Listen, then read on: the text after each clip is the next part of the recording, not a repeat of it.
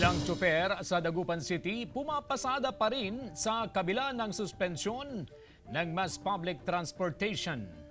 Alamin sa live report ni King Guevara. King.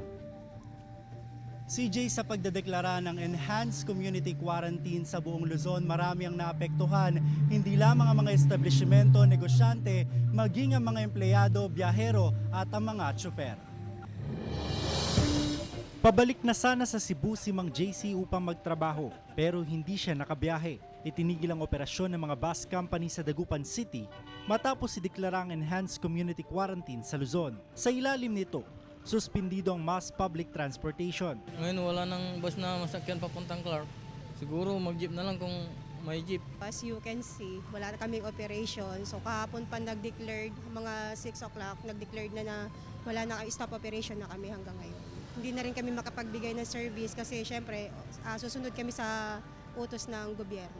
Sa kabila ng suspensyon, tuloy pa rin sa paghahanap buhay ang ilang tsuper. Kailangan daw nilang kumayod upang may maiuwi sa pamilya. Kahit na bawal, lalabas din ako kami kasi kahit na makakuha lang kami ng pambili ng ulam. Kasi ang iniisip namin din kasi sir, yung mga araw-araw din eh. Kasi napakahirap din yung araw-araw na pagkain. Ang ilan, umuwi na lang sa takot na masita ng otoridad at tumal ng pasada. Sinubukan lang namin, talagang wala talaga.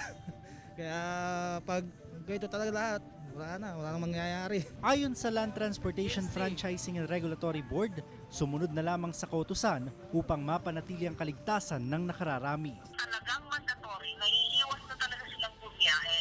Kasi para wala nang lalabas sa bahay. Kasi pag habang may bumibiyahe na sasakyan, habang may sinasakyan itong mga tao, lalabas at lalabas yung mga yan. CJ, sa ngayon pinapayagan lamang lumabas sa mga kalsada yung mga private vehicle na bibili ng gamot o kaya naman ay pagkain. Ang mga empleyado naman daw na karaniwan ay nagko-commute, maaari raw humiling sa kanilang mga kumpanya o sa local government unit ng service vehicle. At ang hindi susunod sa kautusan ay maaari umanong maharap sa kaukulang kaso. Balik sa iyo, CJ. Maraming salamat, King Guevara.